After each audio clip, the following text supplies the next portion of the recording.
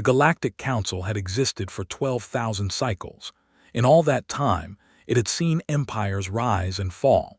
It had watched young species take their first steps into the void between stars. It had guided civilizations through wars and plagues and disasters that would have destroyed lesser beings. The Council was old. The Council was wise. The Council believed it had seen everything the universe could offer. It was wrong. High Arbiter stood in the central chamber of Station Prime, his 4 arms folded behind his back as he studied the holographic display before him. He was tall and slender, with skin like polished silver and eyes that glowed with soft blue light. His species had founded the Council ago, and they still held the highest positions of authority. It was their right, their duty. The display showed a map of known space, 93 species, thousands of worlds, millions of ships traveling along established trade routes. Everything was in order, everything was as it should be. Then the alert came. "High Arbiter," said a voice behind him, turned to see Senior Analyst approaching, her movements quick and nervous. "We have detected an anomaly in Sector 7. His eyes narrowed. Sector 7 was on the far edge of Council space, near a region they had quarantined long ago. The Orion Spur, the younger species called it, a chaotic place of young stars and unstable worlds. The Council had studied it centuries ago and determined that no intelligent life could evolve there. The conditions were too harsh, too unpredictable. "What kind of anomaly?" he asked. His fingers danced over her control pad and the holographic display shifted. It zoomed in on a section of space near the quarantine zone. There, blinking red, was a cluster of signals. "We detected them 3 rotations ago," explained. "At first we thought it was debris, a destroyed ship perhaps or fragments from a collision, but the signals are organized, patterned. High Arbiter, they appear to be artificial." Leaned closer to the display. The signals were moving, slowly, incredibly slowly by Council standards, but moving nonetheless, and they were heading toward Council space. "How many?" he asked. "We count approximately 4,000 individual sources, possibly more." 4,000, that was not a small number, felt a flicker of concern, but he pushed it aside. Whatever these objects were, they were clearly primitive. Their speed was laughable.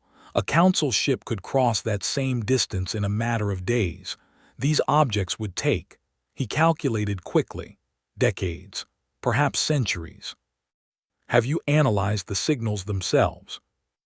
Nodded. "That is why I came to you personally, High Arbiter.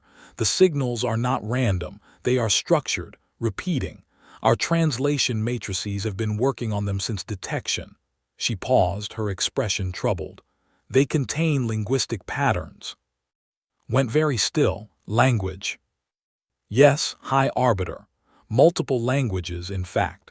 Over 300 distinct linguistic structures, none of which match any known species in our database." For a long moment said nothing.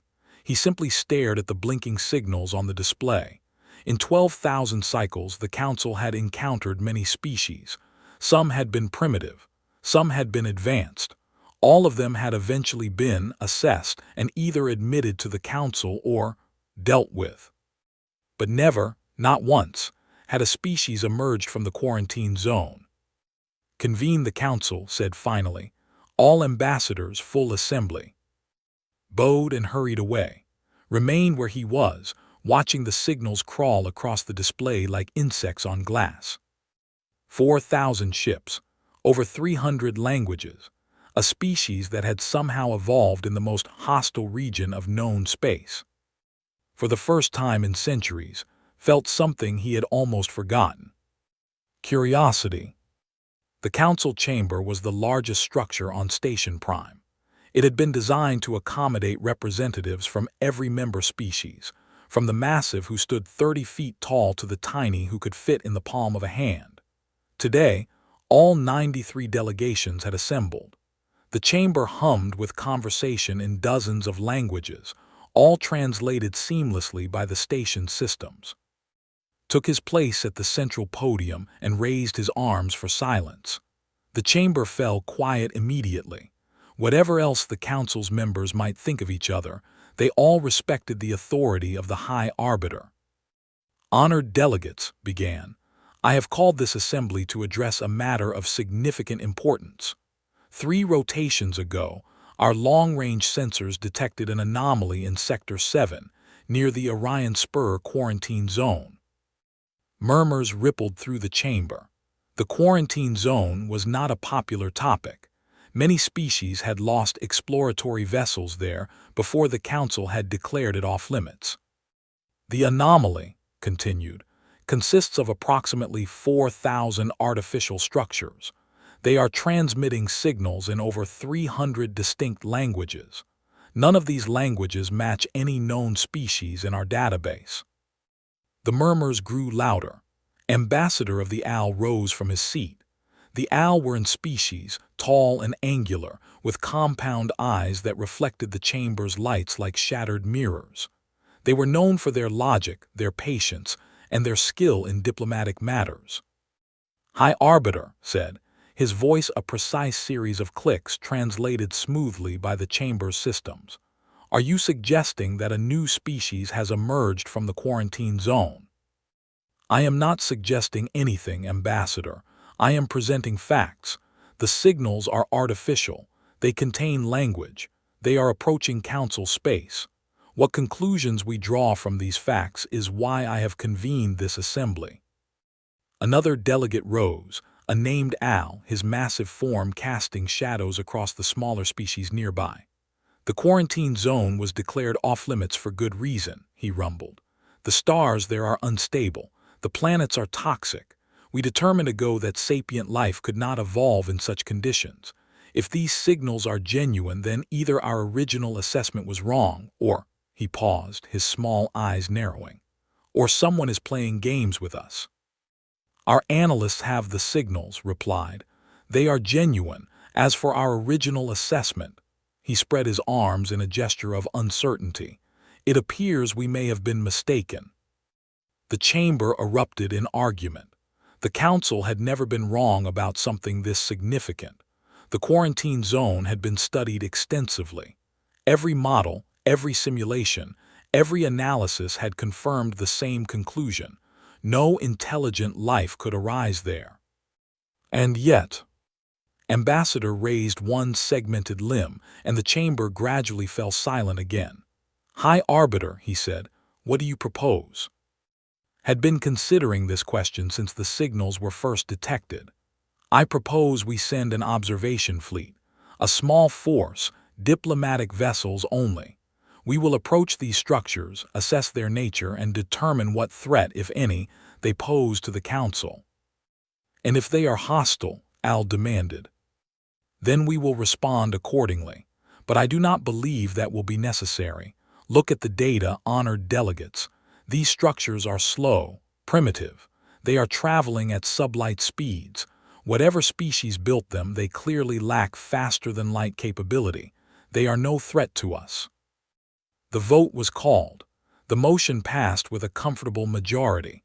An observation fleet would be dispatched immediately.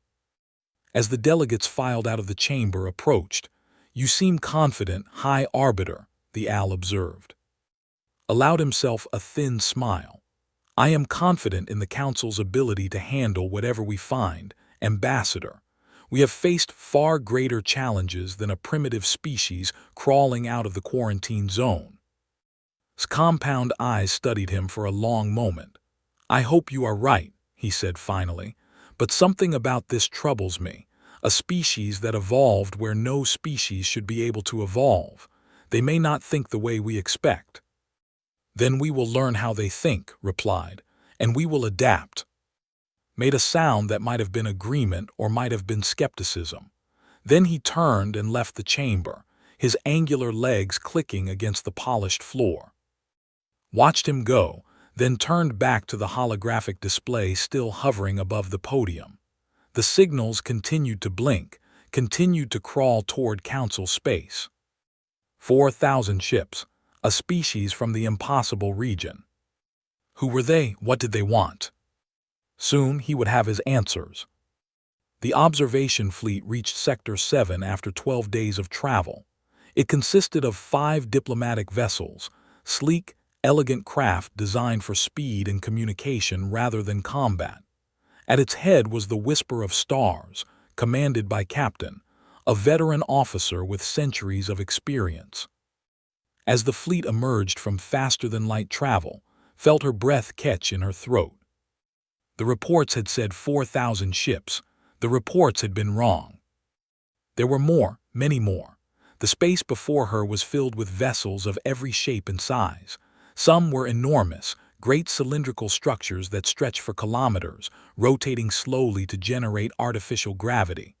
Others were smaller, clustered around the larger ships like children around their parents, and all of them were moving, slowly, steadily, inexorably. "By the Founders," whispered her first officer, a young named, "there must be tens of thousands of them." Forced herself to focus. "Begin scanning. I want full analysis of every vessel within sensor range, and open communication channels. Let them know we are here." The crew moved to obey.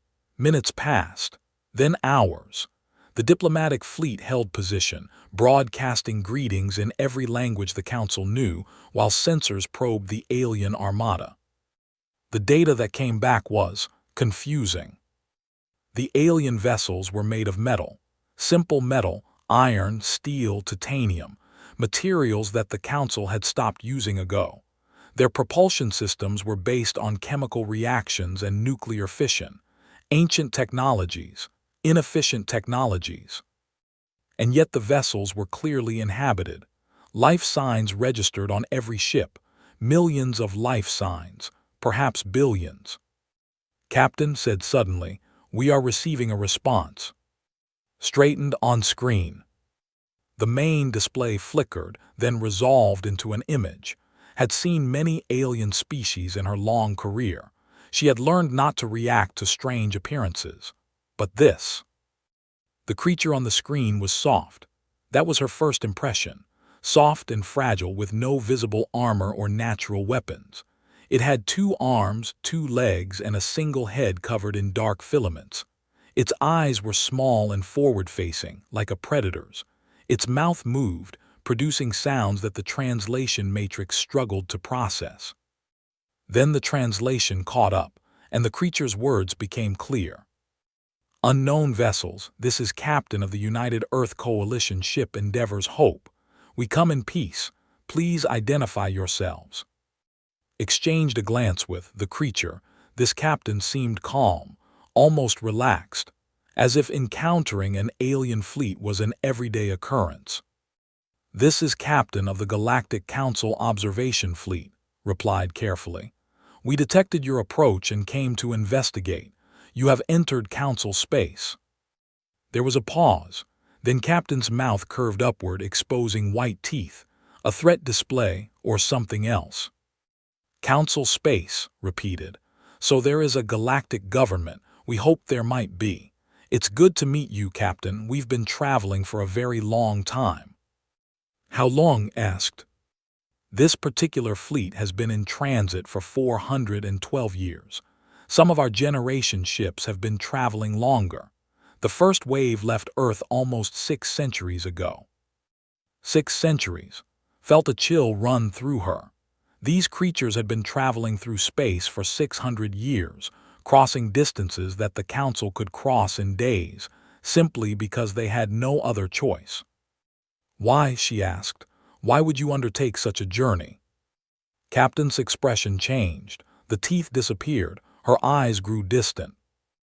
"Because we had to," she said. "Because our world was dying and we refused to die with it. Because we looked up at the stars and decided that if we couldn't survive where we were, we would find somewhere else, somewhere better." Her gaze focused again, meeting through the screen. "We are humanity, Captain, and we have come a very long way to be here." Was silent for a long moment. She thought about the Council's assessment of the quarantine zone, the harsh conditions, the impossible odds, and she thought about these creatures, these humans, who had looked at those odds and refused to accept them. "Captain," she said finally, "I believe we have much to discuss." The report sent back to Station Prime caused an immediate sensation. An entirely new species, billions of individuals, technology primitive but functional, and a story that everything the Council thought it knew about the limits of sapient determination. High Arbiter read the report 3 times, then he called another assembly. "They call themselves humanity," he announced to the gathered delegates. "They evolved on a planet called Earth, in a solar system deep within the quarantine zone. Their world suffered multiple extinction events, climate disasters, and resource depletion. Rather than accept their fate, they built ships and launched themselves into space." "Without faster-than-light travel?" Ambassador asked, his voice sharp with disbelief. "Without faster-than-light travel," confirmed. "They built generation ships, vessels designed to sustain populations for centuries. The individuals who launched these ships knew they would never reach their destination. They knew their children would never reach it. They built them anyway, trusting that their descendants, generations later, would complete the journey." The chamber was silent. Such a thing was almost unimaginable. To sacrifice not just yourself but your children and your children's children for a goal you would never see achieved. It required a kind of determination that bordered on madness.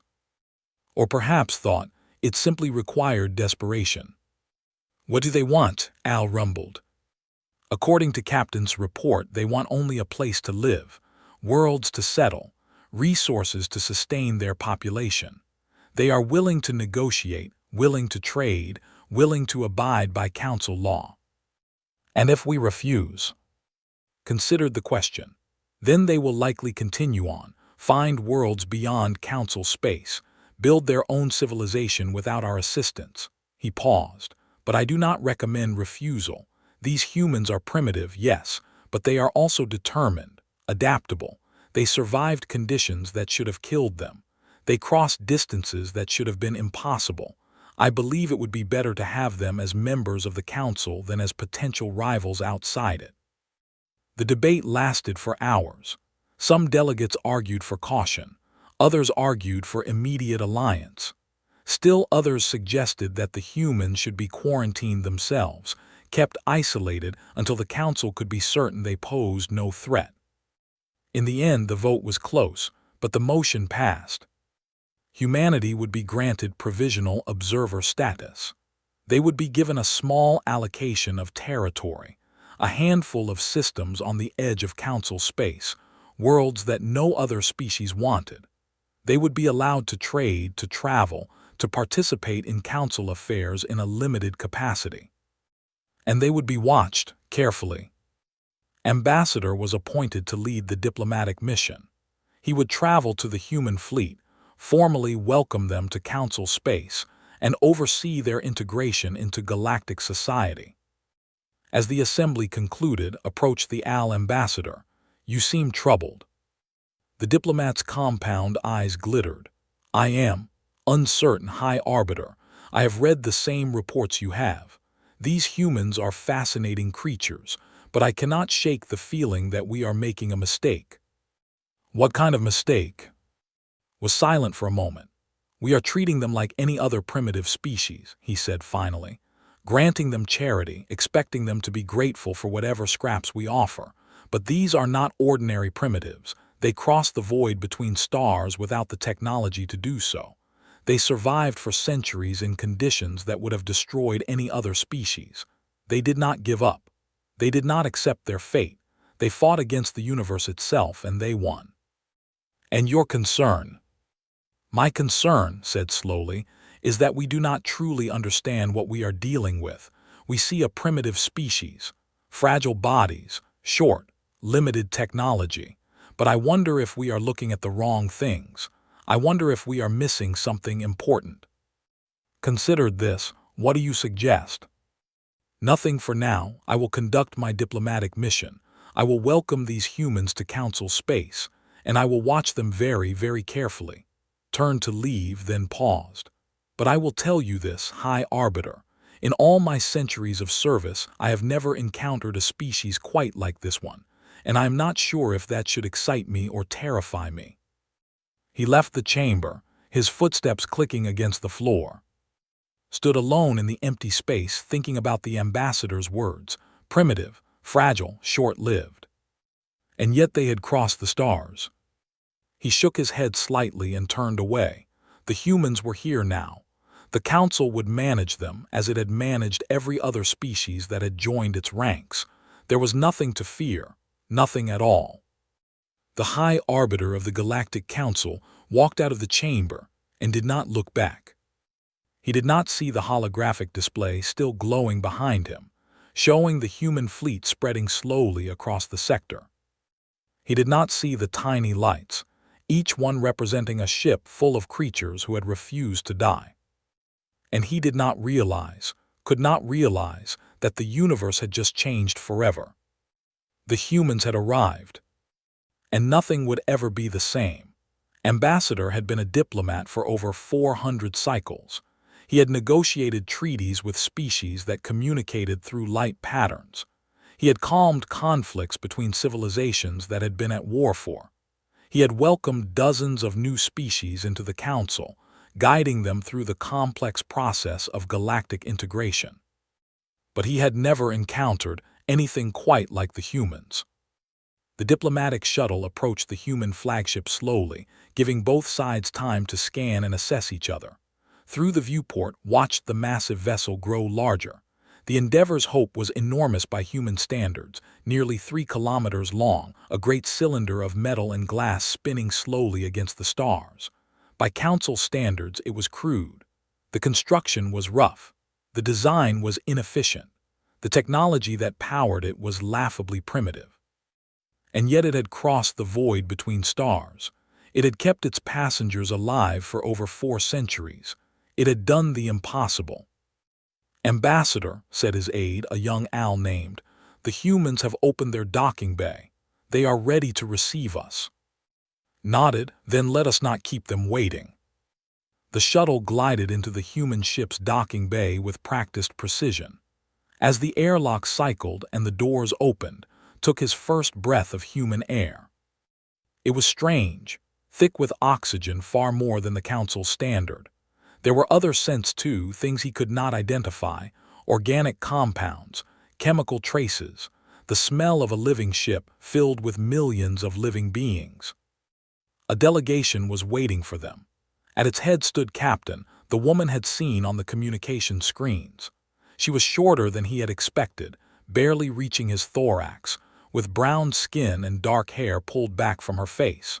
She wore a uniform of some kind, blue and black, with symbols on her shoulders that presumably indicated rank. As approach did something unexpected. She smiled, that strange expression that showed her teeth, and extended one hand toward him. "Ambassador," she said warmly, "welcome aboard the Endeavor's Hope. It's an honor to meet you." Studied the extended hand. His compound eyes analyzed the gesture from multiple angles. It did not appear to be a threat. The hand was empty, the posture relaxed, some kind of greeting then. He reached out with one of his own limbs and touched her hand lightly. Smile widened, and she gripped his appendage firmly, moving it up and down. "It's called a handshake," she explained. "A traditional human greeting. It shows that we come in peace with no weapons in our hands." "A practical custom," observed.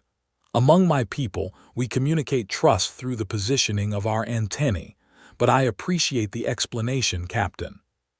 Please call me and let me introduce my team." She gestured to the others behind her.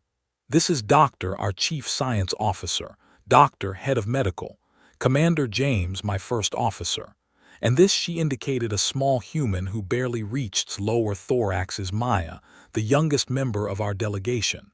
She was born on this ship, as was her mother and her grandmother before that." The small human, a child, realized, looked up at him with wide eyes. She showed no fear, only curiosity. "Are you really from another planet?" she asked.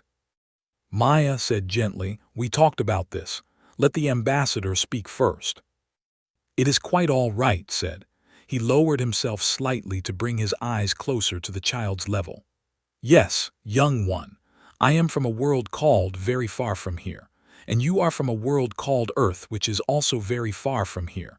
We are both travelers, you and I." Maya smiled, apparently satisfied with this answer, placed a hand on the child's shoulder and guided her back to the other humans. "Shall we walk?" suggested. "I would like to show you our ship, Ambassador, help you understand who we are and where we came from." Inclined his head in agreement.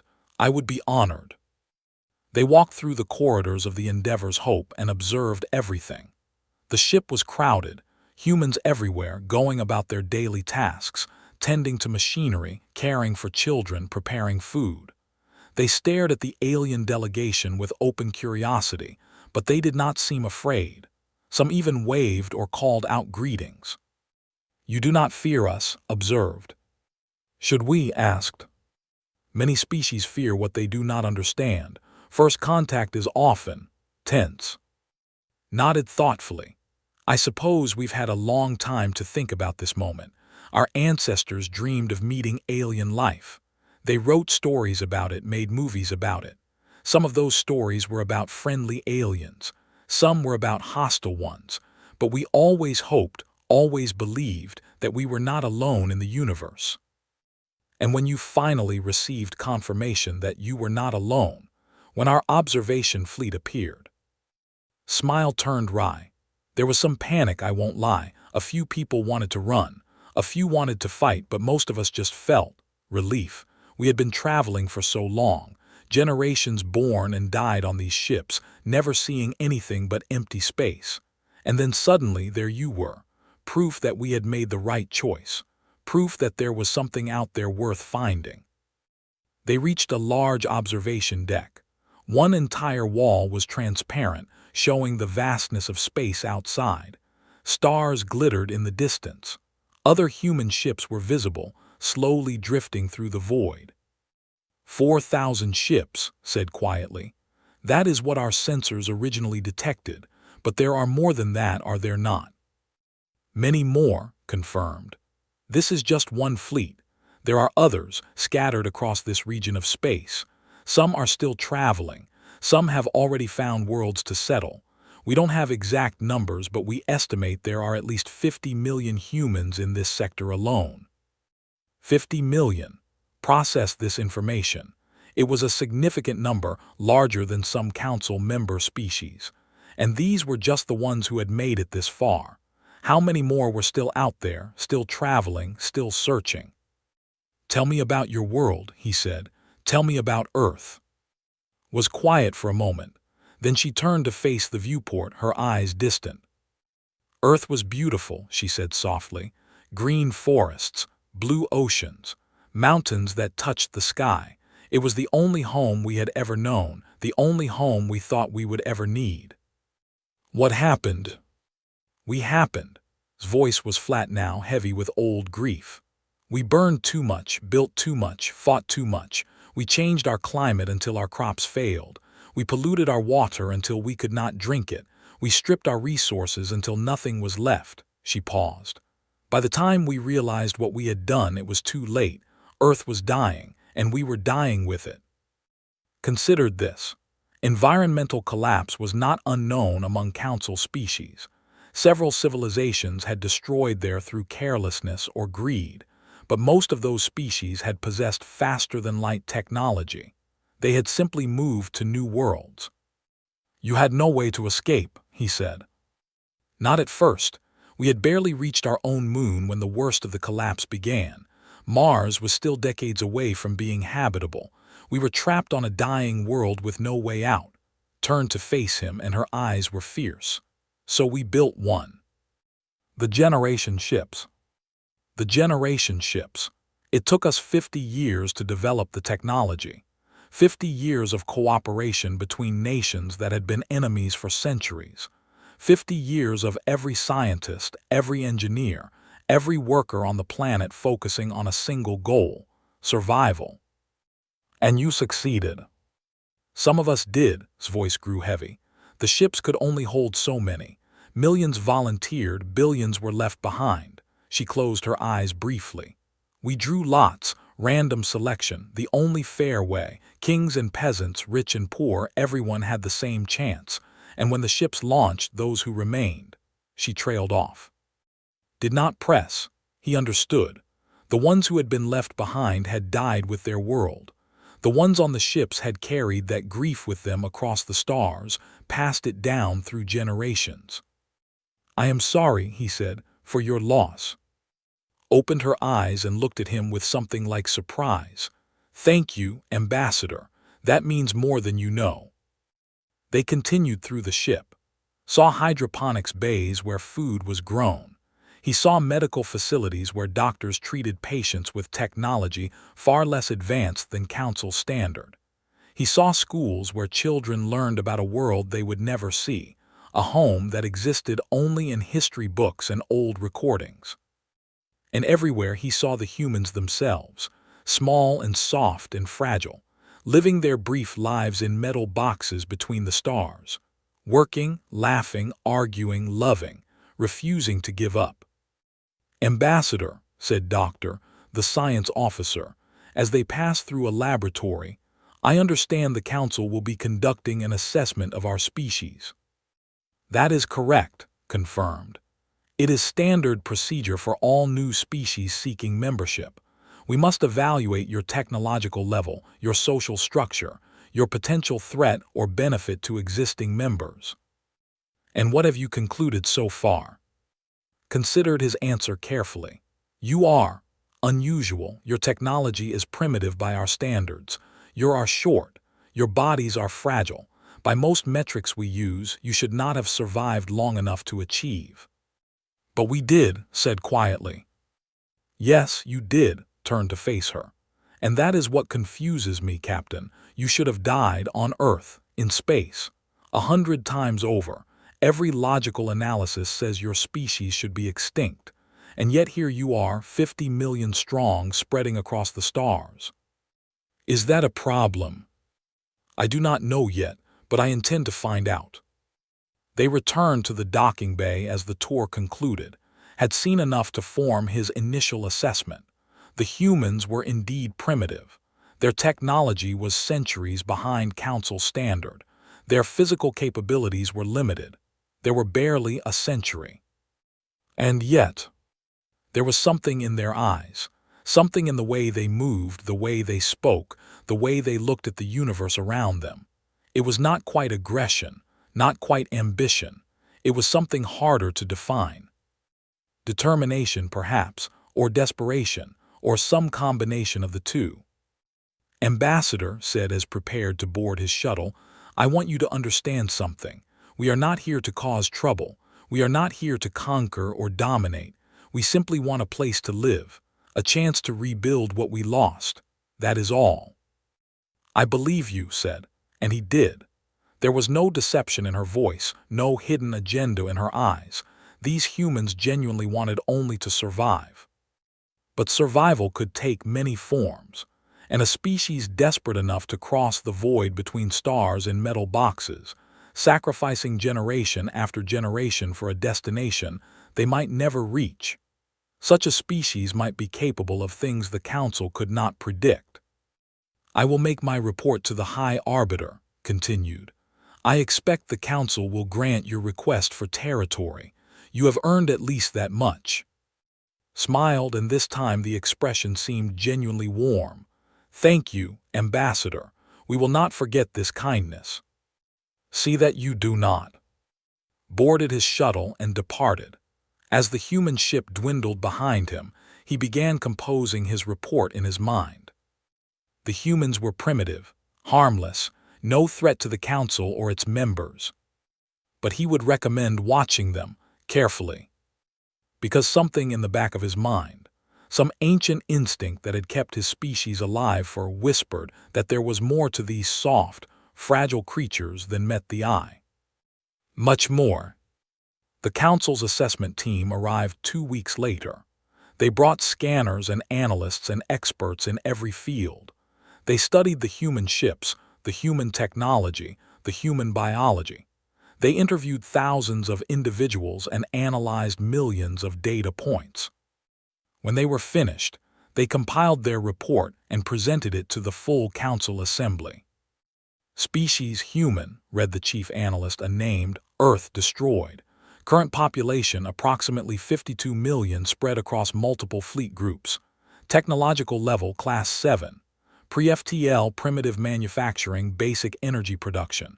Physical capabilities limited. Average approximately 80 standard cycles. Threat assessment minimal. High Arbiter nodded from his podium. And your recommendation? The assessment team recommends provisional observer status. The humans should be granted limited territory in Sector 7, systems that are currently unclaimed by any council member.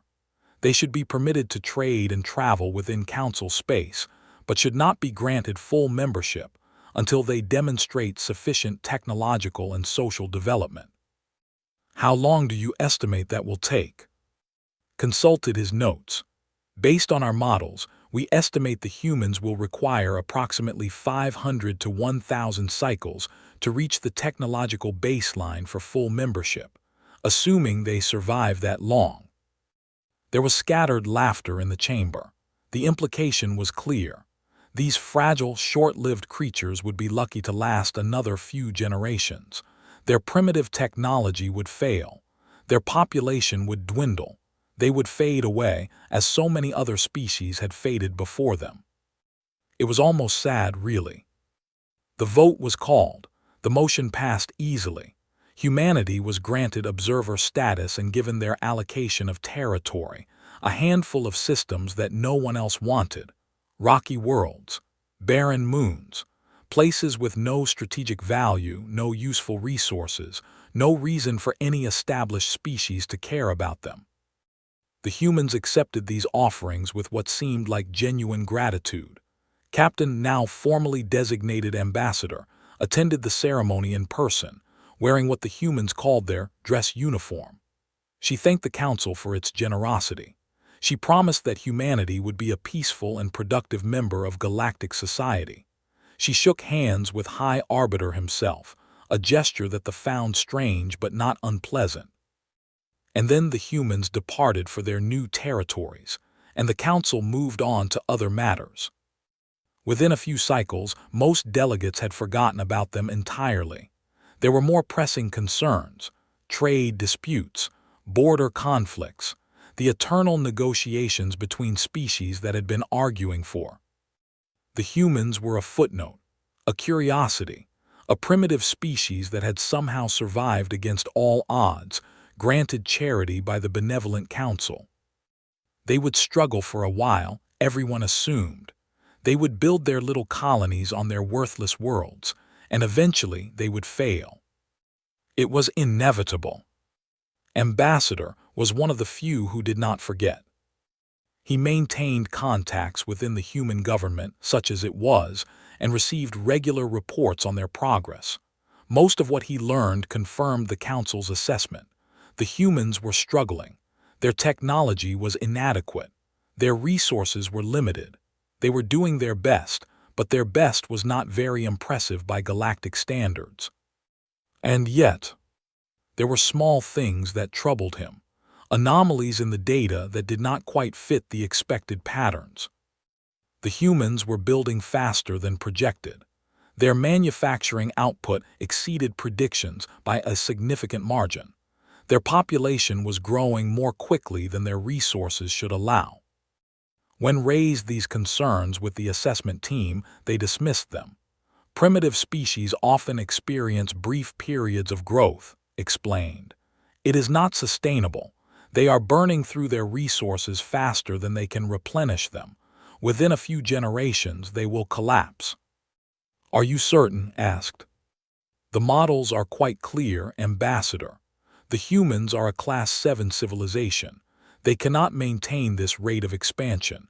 It is mathematically impossible. Accepted this answer. The assessment team were experts. Their models had been accurate for thousands of cycles.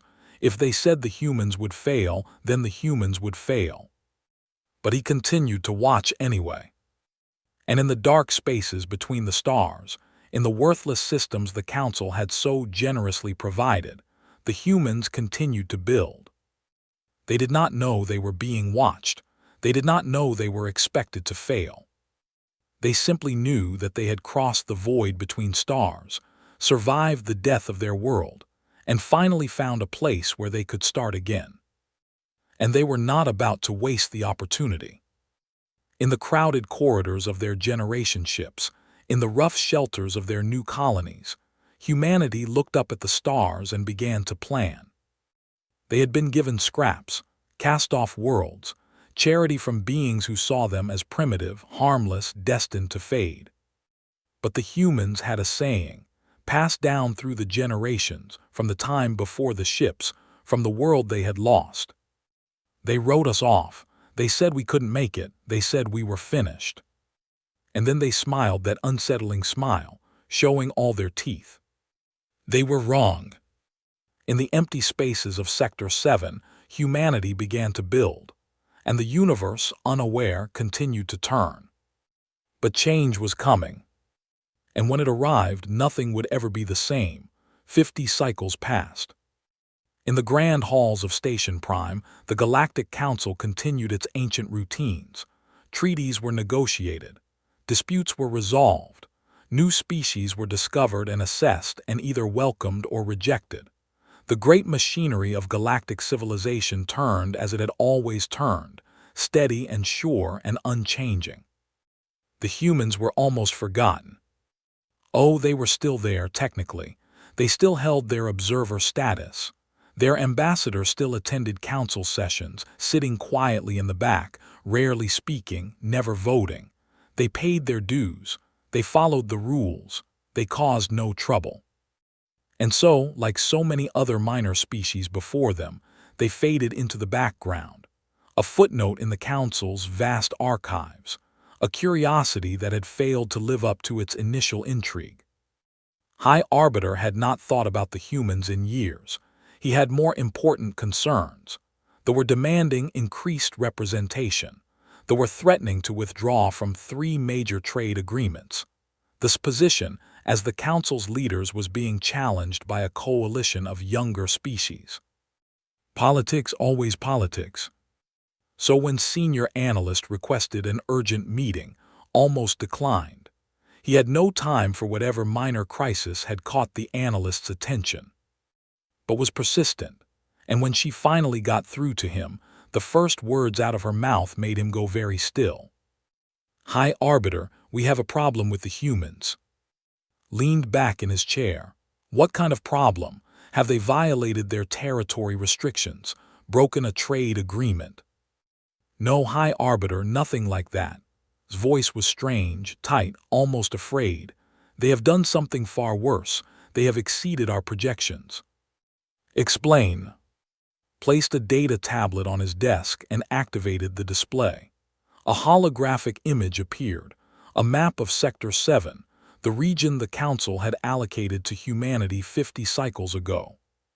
Remembered that region, worthless systems, barren worlds, rocky planets and dead moons that no other species had wanted.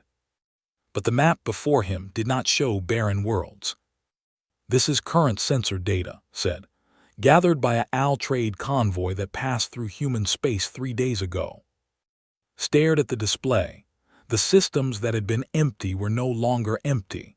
Icons representing settlements covered world after world. Orbital stations circled planets. Ship traffic, dense, constant ship traffic, filled the spaces between stars. This must be an error, he said slowly. We thought so too. We ran the data through every verification protocol we have. There is no error, High Arbiter. This is real. Rose from his chair and approached the display, his eyes scanning the impossible data.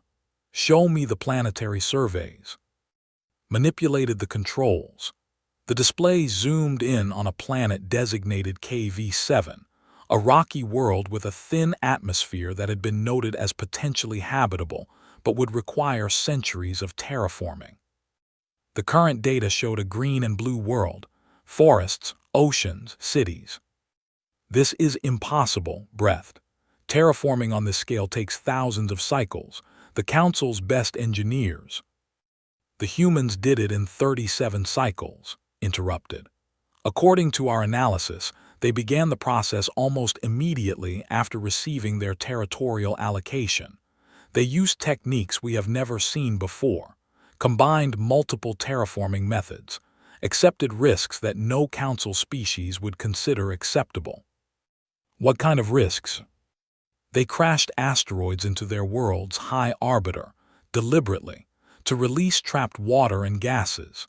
They seeded their atmospheres with engineered organisms. They melted polar ice caps using orbital mirrors. They did in decades what we thought would take. Was silent for a long moment. Then he asked the question he was not sure he wanted answered. How many worlds? 12 fully terraformed, 23 more in progress, and that is just in the systems we allocated to them. Hesitated.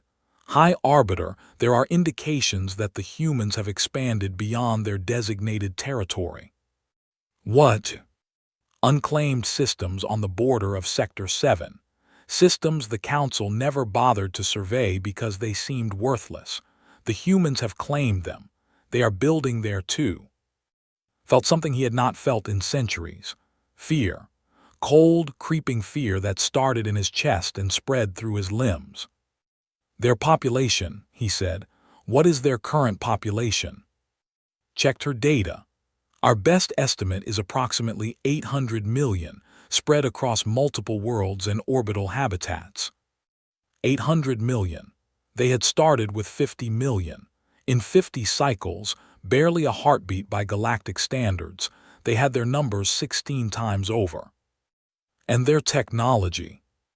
That is perhaps the most concerning element. Brought up another display. When we first assessed the humans, they were a Class 7 civilization, primitive in every measurable way. Our models predicted they would require 500 to 1,000 cycles to reach Class 5, the minimum for full council membership. And now, took a breath. High Arbiter, based on current data, the humans are at Class 4, possibly Class 3. They have developed FTL capability. The words hit like a physical blow. That is impossible. FTL technology requires a theoretical foundation that takes to develop, the physics alone. They did not develop it from scratch. They borrowed it. Borrowed. The humans have been trading with council species since they arrived. They traded food, raw materials, manufactured goods, but they also traded information. They asked questions. They studied our technology. They took our principles and our theories and they what? His voice was barely above a whisper. They improved them. Stared at her. Improved council technology. Yes, High Arbiter. The FTL drives they have developed are not copies of ours. They are better, faster, more efficient. They took our work and made it their own, and in doing so, they surpassed us.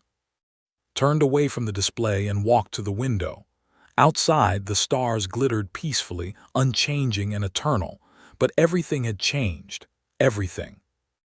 Does Ambassador know about this? He was the one who brought it to our attention, High Arbiter. The OWL convoy that passed through human space was under his orders. He has been watching them. Of course he had warned them all those cycles ago. He had said there was something different about the humans, something dangerous. They had not listened. Summon the ambassador, said, and convene the council, full assembly. We have much to discuss. The council chamber was in chaos.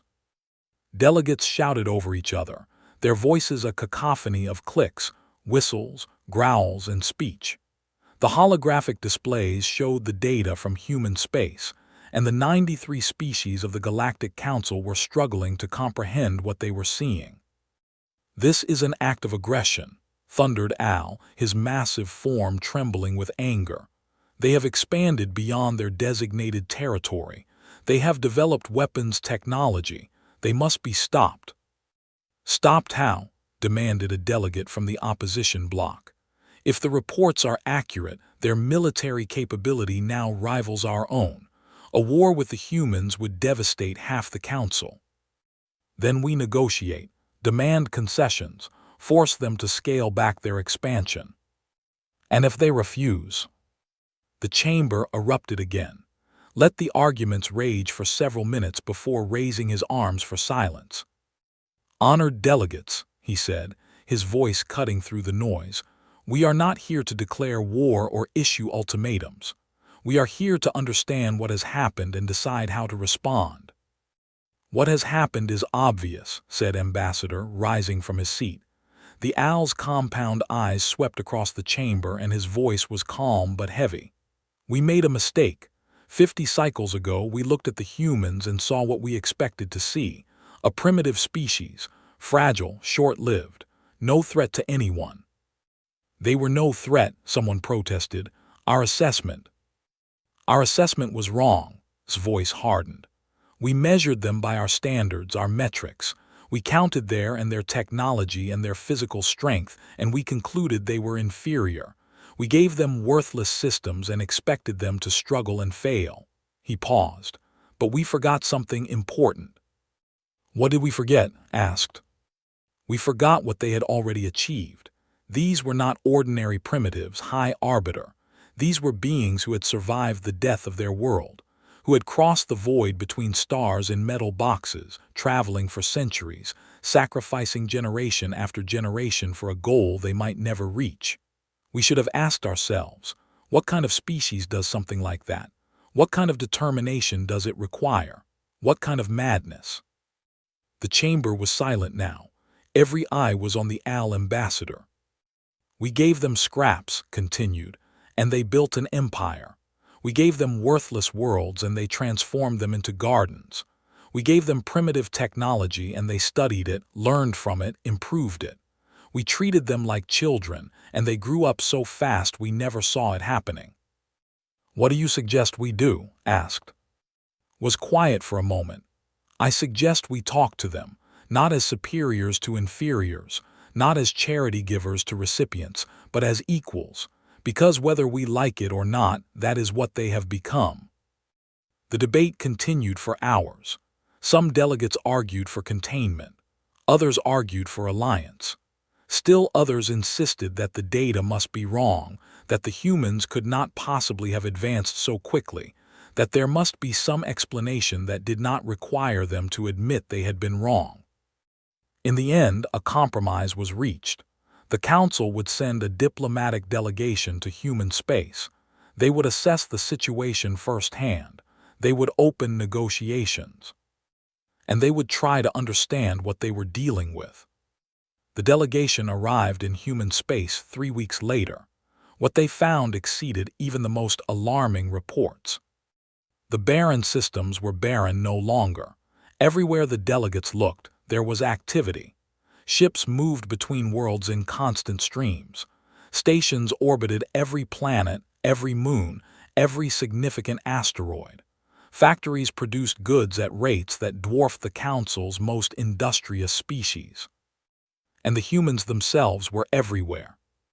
High Arbiter had insisted on leading the delegation personally. He needed to see this with his own eyes. He needed to understand. They were received on the human capital world, a planet that had been a frozen rock 50 cycles ago and was now a temperate garden, complete with cities and forests and oceans. The human who met them was a woman named Director, great-granddaughter of Commander James, who had served under the first ambassador. She was young, by Council standards, barely 40 cycles old, and yet she spoke with the confidence of someone who had lived for centuries. "High Arbiter," she said, her hand extended in that strange human greeting, "welcome to New Nairobi. We are honored by your visit." Touched her hand carefully. "Director, we have come to discuss the recent changes in human space. The Council has concerns." "Of course you do," smiled, that unsettling expression that showed her teeth. "We've been expecting this conversation for some time. Shall we walk? I find it's easier to explain things while moving." They walked through the capital city and observed everything. The buildings were not elegant by Council standards, blocky, functional, efficient, but they were sturdy and well-maintained. The streets were clean. The people seemed healthy and content. "You have done much in 50 cycles," observed. "We had some catching up to do," replied. "When we arrived, we were centuries behind the rest of the galaxy. We couldn't afford to develop slowly, so we didn't." "Your FTL technology, where did it come from?"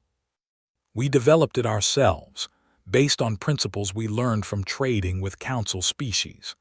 The energy theory was particularly helpful.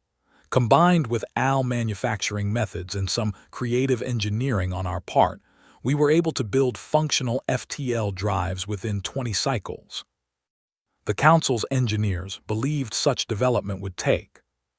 With respect, High Arbiter, your engineers were wrong. They assumed we would develop the way Council species develop, slowly, carefully, testing every step before moving forward. But we don't have that luxury. Our lives are short. We don't have to waste on caution, so we take risks. We make mistakes. We learn quickly and move on. Consider this, and your expansion beyond designated territory." His expression became more serious.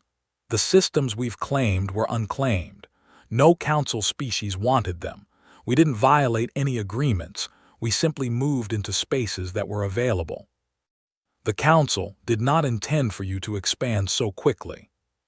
The council intended for us to fail." His voice was calm, but there was steel beneath it. "They gave us worthless systems and expected us to struggle and die. We decided not to." "That was not." High Arbiter stopped walking and turned to face him. "I mean no disrespect. The council welcomed us when we had nothing. They gave us a chance when we were desperate. We are grateful for that, but we are not fools. We know how we were seen: primitive, harmless, a charity case. We know the assessment team predicted we would be extinct within a few generations." Said nothing. There was nothing to say. She was right. "We don't blame you," continued. "By your standards, your conclusions were reasonable, but your standards are not our standards. You measure progress in centuries. We measure it in years. You value stability. We value survival. And survival for us has always meant growth." "You speak as if there is conflict between us," said carefully. "Is there?" asked. "We have not attacked anyone. We have not violated any treaties. We have simply grown faster than expected. Is that a crime?" "Some on the council believe it is a threat." "And what do you believe?" High Arbiter was silent for a long moment. He looked at this young woman, this representative of a species that had crossed the void between stars in metal boxes, survived the death of their world, and risen from nothing to become a galactic power in barely 2 generations. "I believe," he said slowly, "that I do not understand your species at all, and I believe that frightens me." Nodded. "That's honest. I appreciate honesty."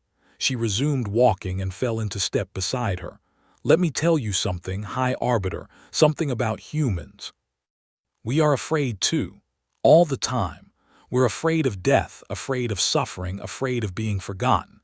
Every human knows that their life is short, that they will grow old and die while the universe continues without them. That fear never goes away. It lives in our hearts every moment of every day. But here's the thing, that fear doesn't paralyze us, it drives us.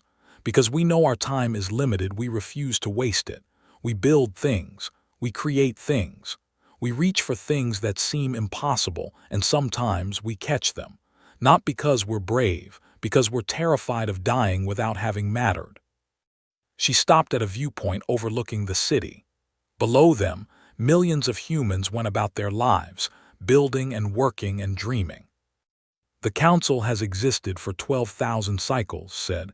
"It has achieved great things, but it has also grown comfortable, complacent. You expect change to happen slowly because it always has. You assume you have time because you always have. And humans do not. Humans never have time. We're always racing against the clock. And that makes us dangerous, not because we're hostile, but because we move faster than you expect. We change faster. We adapt faster. By the time you realize what we're doing, we've already done it." Turned to look at her. "What are you doing, Director?" Smiled again. "Right now, We're building a future, a place where humans can live and grow and thrive. We're not trying to conquer the galaxy or overthrow the council. We're just trying to survive. But we're going to survive on our terms, not anyone else's. And if the council tries to stop you, then you'll learn something else about humans, High Arbiter. Her smile faded and her eyes grew hard. We don't stop. We don't give up. We've survived ice ages and plagues and wars and the death of our own world. We've crossed the void between stars. We've built civilizations from nothing. And we've done it all while being told it was impossible. She leaned closer, and her voice dropped to almost a whisper. Don't make the mistake of underestimating us again. You won't like what happens. Returned to Station Prime with a heavy heart. His report to the council was stark and honest. The humans are no longer a minor species, he told the assembly. They are a rising power. Their technology rivals our own. Their population continues to grow. Their territory continues to expand. And they show no signs of slowing down. Then we must act, Al growled, before they become too strong to stop. It may already be too late for that, replied. And even if it is not, war with the humans would devastate both sides. They would fight. They would fight to the last being, the last ship, the last breath. I saw it in their eyes. They have survived too much to surrender now. Then what do you propose? Looked around the chamber, at the 93 species that had ruled the galaxy for 12,000 cycles. I propose we accept reality, he said. The humans are here. They are growing. They will continue to grow. We can fight them and destroy ourselves in the process, or we can work with them and hope to shape the future together. The vote was closer than anyone expected, but in the end, the motion passed. Humanity would be elevated from observer status to full membership. They would have voting rights, territorial rights, all the privileges and responsibilities of any other council species. And the galaxy would have to learn to live with them. As the delegates filed out of the chamber, Ambassador approached. Do you think we made the right choice? The Al asked. Sighed, I think we made the only choice. The humans were going to rise with or without our permission. At least this way, we have some influence over how they rise. And if they rise too high? Had no answer. He simply stood at the viewport, watching the stars, and wondered what the future would bring. Far away, in the green and growing worlds of human space, Director received word of the council's decision. She smiled, that unsettling human smile, and called her advisors to begin planning the next phase of expansion. The universe had finally noticed them. And humanity was just getting started. They came from beyond the edge of known space. They had been out there for, growing and spreading through regions the council had never bothered to explore. They were conquerors, destroyers. They moved from system to system, stripping worlds of resources, enslaving populations, leaving nothing but ashes in their wake. A dozen civilizations had fallen to them before anyone in council space even knew they existed. The first warning came when a patrol ship detected an unknown fleet moving through the outer territories. The ship transmitted a brief message before going silent. Hostile contact, unknown configuration, overwhelming numbers, request immediate. Then static. High Arbiter received the report in his private chambers. He read it twice, then summoned his military advisors.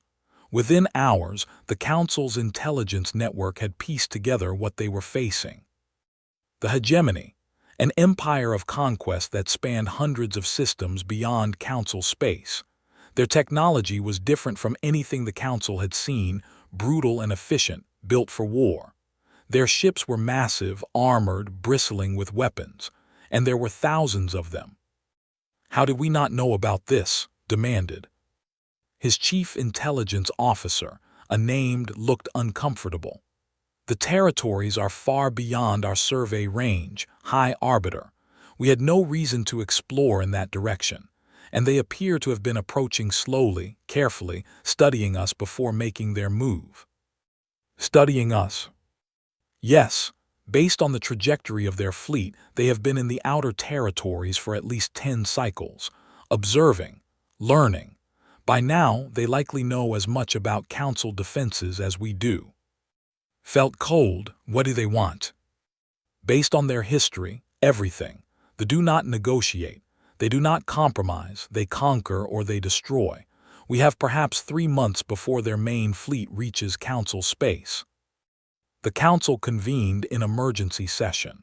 For the first time all 93 species set aside their petty disputes and faced a common threat. Military commanders presented plans. Industrial leaders pledged resources. The greatest mobilization in galactic history began. But as the weeks passed and intelligence reports continued to flow in, a terrible truth became clear. It was not going to be enough. The fleet outnumbered the Council's combined forces 3-1. Their weapons were more powerful, their ships were more heavily armored, and they had been preparing for this war for decades, while the Council had grown soft in centuries of peace. "We cannot win a direct engagement," admitted Admiral Eth, the commander who had been placed in charge of the combined fleet. "If we meet them in open battle, they will annihilate us." "Then what do you suggest?" Al demanded. "Defensive positions, fortified systems. We slow them down, bleed them, hope that we can make the cost of conquest too high to bear." "And if it is not too high?" Admiral Eth had no answer. The Battle of Nebula was supposed to be the Council's first line of defense. Was a strategically vital region, a natural where the Council had built defensive stations, laid minefields, and positioned their strongest fleet elements. If they could be stopped anywhere, it would be here. They were not stopped. The fleet emerged from hyperspace like a swarm of steel locusts. There were more ships than the intelligence reports had predicted, many more, and they moved with a terrible coordination, flowing around obstacles, absorbing losses without slowing, pressing forward with relentless determination. The first Council defensive line lasted 4 hours before it collapsed. The second lasted 2. By the time the main battle began, the Council fleet had already lost a quarter of its ships. And then things got worse. They had weapons the Council had never seen before. Beams of energy that cut through shields like they were not there. Missiles that split into dozens of smaller projectiles, overwhelming point defense systems. Their largest ships had armor so thick that even concentrated fire could barely scratch them. Admiral Eth fought bravely. Her tactics were sound. Her crews performed beyond all expectations, but it was not enough. By the end of the first day, the Council fleet was in full retreat and they were advancing into Council space. The news spread quickly. 3 of the 93 member species surrendered within days, hopping to save their worlds from destruction. They accepted their surrender, then burned their planets anyway. "They do not take prisoners," Ambassador reported grimly. "They do not honor treaties, they simply destroy." The fell next. Own world, where his species had lived for hundreds of thousands of cycles, was reduced to rubble in less than a week. The High Arbiter himself barely escaped, fleeing on a transport ship as the sky behind him filled with fire. From a refugee vessel somewhere in the chaos of retreating fleets, broadcast a message to the entire galaxy. "This is High Arbiter of the Galactic Council. We are under attack by the hegemony. Our defenses have failed. Our worlds are falling. We call upon any who can hear this message to send aid, any ships, any weapons, any help at all." His voice broke slightly. "We are dying, please, if anyone is listening, please help us." The message went out across every channel, to every corner of known space. And somewhere in the green and growing worlds of human territory, someone was listening.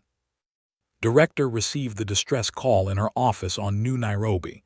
She listened to it once, then twice. Then she summoned her advisors. The room filled quickly. Military commanders, industrial leaders, scientists and strategists. They crowded around the conference table, their faces grim. "The Council is losing," said flatly. "They have broken through their defenses. At current rates of advance, they will reach the edge of human space within 6 months." "That assumes they come here," said General, the commander of human military forces. "They may focus on Council worlds first. And after they've finished with the Council, what then? They won't stop, they never stop." Looked around the room. "The question is simple: do we wait for them to come to us, or do we go to them? If we go to them, we reveal our military capability," another advisor pointed out. "The Council still doesn't know what we can really do. They think we're advanced, but they don't know how advanced. And if we stay hidden, the Council falls and we face the alone." Shook her head. "That's not a better option. They have been conquering civilizations for. Their fleet is enormous. Even with our advantages, we need allies." "The Council hasn't exactly been our friend," someone muttered. "No, they underestimated us. They treated us like children. They gave us scraps and expected us to be grateful." His voice was hard. "But they also gave us a chance. When we had nothing, when we were refugees from a dead world, they let us in. They could have turned us away. They could have destroyed us. They didn't." She stood and walked to the window, looking out at the city below. Millions of humans going about their lives, unaware of the war raging in distant space. "My great-grandmother came to this galaxy with nothing," said quietly. "She was on the Endeavor's Hope, one of the first-generation ships to reach Council space. She told stories about Earth, about the blue sky and the green forests and the world we had lost. She told stories about the journey, too, about the darkness between stars, about the fear and the hope and the desperate determination that kept them going." She turned back to face her advisors. "She used to say that humanity's greatest strength was our ability to help each other. Even when we had nothing, we shared what we had. Even when we were afraid, we fought for those who couldn't fight for themselves. It's who we are. It's who we've always been." "Director," General said carefully, "if we intervene, there's no going back. The Council will know what we can do. They will know. The entire galaxy will know." "I know," his jaw tightened. "Call the fleet, all of it, every ship we have." "All of it, Director, that's everything we've built in 60 years, our entire military capability." She smiled grimly. "The Council thinks they know us. They think they know the galaxy. Let's show them both how wrong they are." The human fleet assembled in deep space, far from prying eyes. It took 2 weeks to gather every available ship, and when the assembly was complete, it was a sight that would have made the Council's admirals weep with envy. Humanity had not been idle during their decades in Council space. They had studied every technology they could access, improved every design they could understand, and built ships that were unlike anything the galaxy had ever seen. The warships were not elegant. They were brutal, ugly, angular blocks of armor bristling with weapons. They had been designed for one purpose: to kill enemy ships as efficiently as possible. No luxury, no comfort, just engines, weapons, and enough armor to survive long enough to use them. At the head of the fleet was the flagship, UES Determination. At its helm stood Admiral, granddaughter of the original captain, named after the woman who had first welcomed the Council's ambassadors aboard the Endeavor's Hope. She was 60 years old by human standards. Her hair had gone gray and her face was lined with decades of service, but her eyes were sharp and her voice was steady as she addressed her fleet. "You all know why we're here. They are destroying everything in their path. The Council that gave us shelter is falling. In 6 months, maybe less, they will be at our doorstep." She looked out at the assembled ships, at the hundreds of thousands of crew members who had volunteered for this mission. "We could stay hidden, let the Council fight their own battles, hope that when they come for us, we can hold them off alone." She shook her head. "That's not who we are. We didn't cross the void between stars to hide from our problems. We didn't survive the death of our world to let others die when we could help." She raised her chin, and her voice hardened. "They think they're unstoppable. They've conquered dozens of civilizations. They've never faced anyone who could beat them. A cold smile crossed her face. They've never faced humanity. The fleet jumped to faster-than-light travel, heading for the nebula. They had established a forward base in the nebula, using it as a staging point for their advance into Council space. Their fleet was scattered across the region, hunting down the remnants of the Council's defenses, destroying anything they found. They did not expect anyone to come to them. The first warning they had was when sensors detected an approaching fleet. The commander, a massive creature named, studied the readings with confusion. The approaching ships did not match any known Council design. Their energy signatures were different. Their configuration was unlike anything in the database. "Identify," he growled. Unable to identify, his sensor officer replied. "Unknown vessel types, unknown weapons configuration, unknown propulsion systems."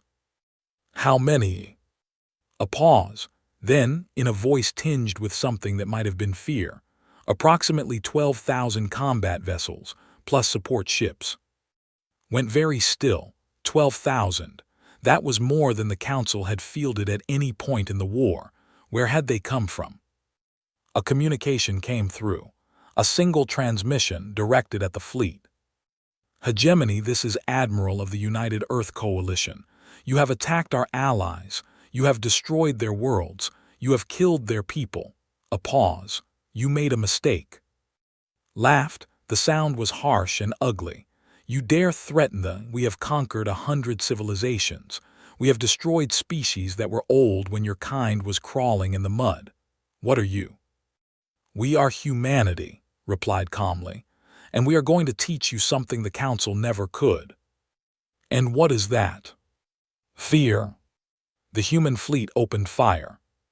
The Battle of Nebula, the Second Battle of Nebula, lasted 11 hours. In the first hour, they learned that human weapons were more powerful than anything they had faced before. Beams that cut through their armor like it was paper. Missiles that tracked and adapted, evading countermeasures with impossible precision. Torpedoes that detonated inside their shields, tearing ships apart from within. In the second hour, they learned that human tactics were unpredictable. The human ships did not fight in the orderly formations the Council used. They swarmed. They flanked. They attacked from unexpected angles, then before they could respond.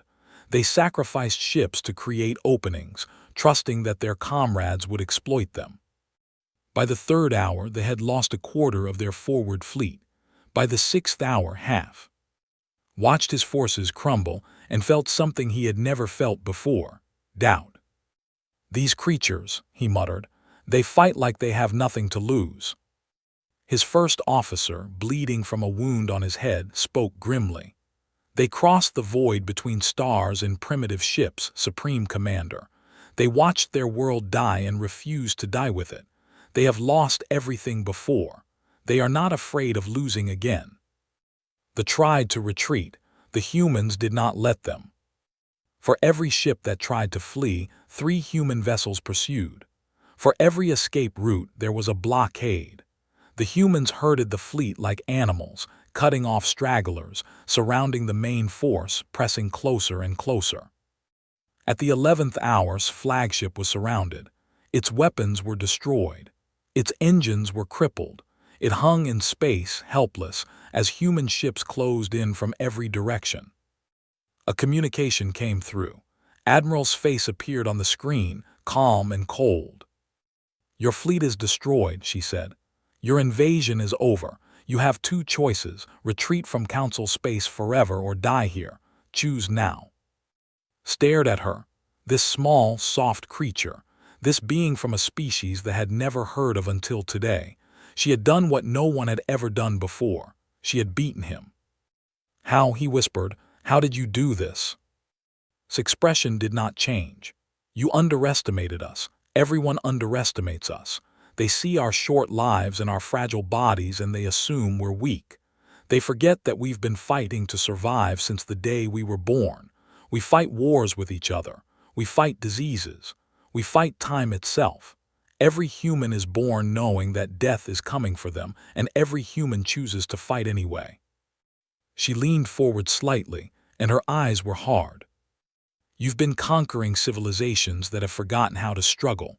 They're old, comfortable. They've never had to fight for every breath the way we have, but we remember, we will always remember. Was silent for a long moment. Then slowly he lowered his head. We will retreat, he said. We will not return.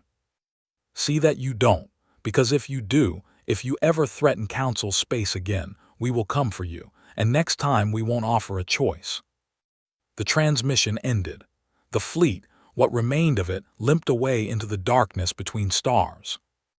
And across the nebula, scattered among the debris of 100 destroyed ships, the human fleet hung victorious.